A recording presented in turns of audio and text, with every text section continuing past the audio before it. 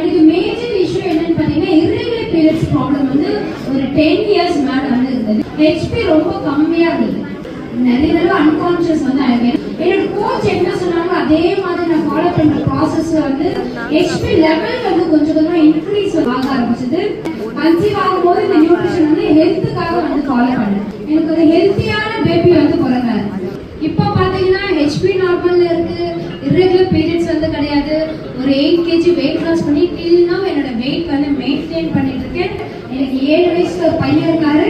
அவருமே என் கூட வந்து இந்த நியூட்ரிஷன் வந்து ஃபாலோ பண்ணிட்டு இருக்காரு. எந்த ஒரு காமன் கோல்ட் ஃபீவருக்கு நம்ம ஹாஸ்பிட்டல்ஸுக்கு போனதே கிடையாது. ஒரு ஃபிட் மாமா இருக்கிறதுல ரொம்ப வந்து ப்ரௌடா வந்து ஃபீல் பண்றேன்.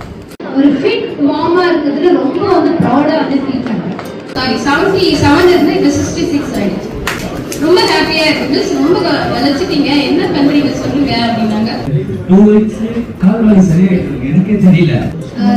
ஸ்டோன் வந்து ரிமூவ் ஆயிருக்கு, வெளியே வந்திருக்குன்னு சொல்லியிருக்காரு. ஒரு ஷேப்ல எவ்வளவு சேஞ்சஸ் வந்து கிடைக்குது.